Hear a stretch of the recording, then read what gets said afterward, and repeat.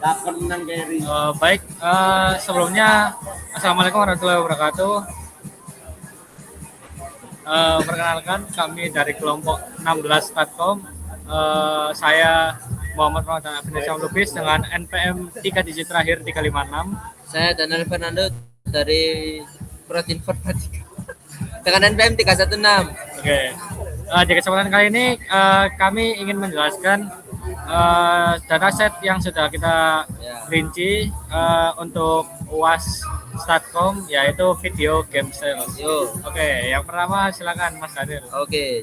Jadi baik, kita kan udah pakai nih spreadsheet lah, dataset video game sales kan. Nah, jadi di sini ada data mentah kan. Ini ada berapa nih? Ya nggak tahu lah, ada banyak pokoknya, 16.000. Nah, terus kita pangkas nih, kita cuma pakai 150 doang. Kita udah cut juga, udah ya itu. Nah, terus kita di data awal ini kita tentuin nih kolom-kolom yang bakal kita pakai. Nah, contohnya kayak nama, publisher, NA sales, EU sales, JP sales, other sales, dan global sales. Lanjut ke data selesai. Nah, data selesai nih kita benar-benar udah ngapus nih yang nggak kepake apa aja. Jadi tinggal yang kepake aja nih. Ya, bisa kalian lihat juga nih. Nah, lalu di definisi data ini langsung sih jelasin. Oke. Untuk definisi data sendiri, tadi kan sudah dijelaskan bahwa data selesainya itu kita memilih dari berbagai kolom-kolom yang kita ingin pakai, seperti nama publisher, terus berbagai sales dari beberapa negara. Nah, patokannya itu tadi itu adalah global sales yang tadi. Ini untuk menentukan data training dan juga data testingnya itu berapa. Kita menggunakan data training dan juga data testingnya itu 80/20. Jadi di sini ada penjelasannya. Nah, untuk kelas-kelasnya itu jumlah kelasnya itu ada di sini. Nah, untuk jumlah kelas-kelasnya itu ada yang datanya itu cuma 1, ada yang 17, ada yang 3, ada yang 12, ada yang sampai hingga 62. Nah, di sini kita menggunakan seperti yang sudah saya bilang tadi, data training itu 80, data testing itu 20. Jadi 80 banding 20. Nah, untuk datanya itu kurang lebih seperti ini. Buat data-data dari data training dan juga data testingnya. Nah, lalu pembagian data training dan data testing ini dilakukan dengan pemberian angka secara acak atau ya seperti yang saya bilang tadi, kita menggunakan patokan yang global sales itu, lalu melakukan pembagian menggunakan fungsi if G2 lebih kecil daripada 6,72. Nah, kalau misal benar itu adalah profit. Nah, kalau misal salah itu loss. Nah, di sini ya kurang lebih seperti ini. Oke. Nah, lanjut ke data trainingnya. Nah, data trainingnya ini kita menghitung dari data trainingnya itu seperti apa. Nah, untuk data training sendiri per kelasnya itu nggak sebanyak yang sudah dicantumkan di penjelasan tadi ya. Jadi cuma ada 1, 2, 3, 4, 5, 6, 7, 8, 9, 10, 11, 12 ya. 12. Nah, ini totalnya ada 120 di sini. Nah, ini untuk MEA-nya, ini untuk standar deviasinya. Nah, ini kenapa kok beberapa ada yang divisi 0? Nah, ini karena datanya itu cuma satu seperti ini.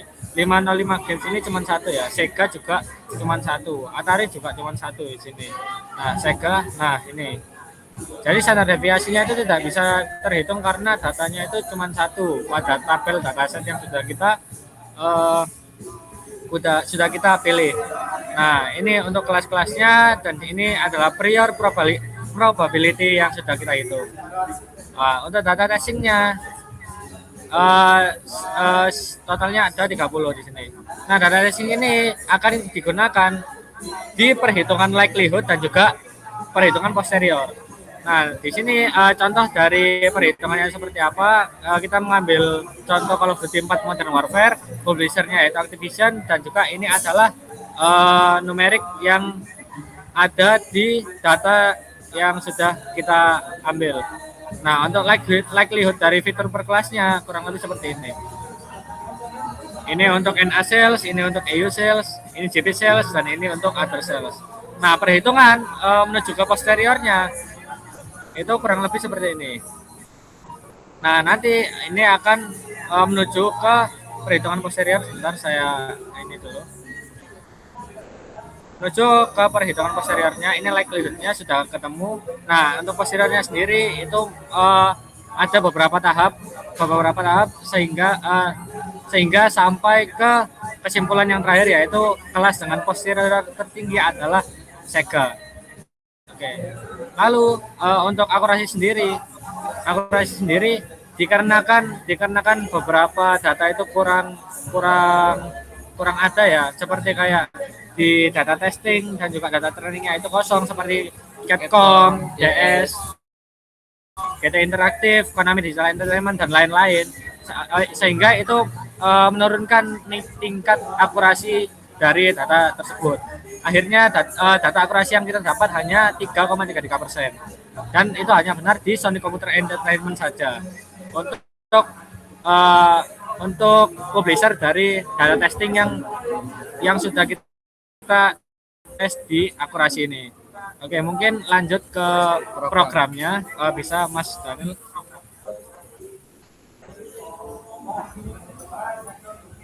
Nah, jadi untuk programnya ini ya seperti yang bisa kalian lihat juga, kita menggunakan Raspberry iStream ya, yaitu si Matchstream.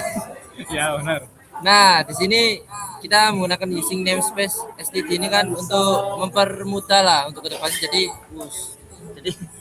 Jadi kita tidak usah menggunakan using namespace STD lagi untuk kedepannya. Nah, ya, ya kurang lebih untuk programnya seperti ini, bisa dilihat. jadi ya. kita menggunakan ini juga kan double Gaussian untuk programnya, karena apa namanya,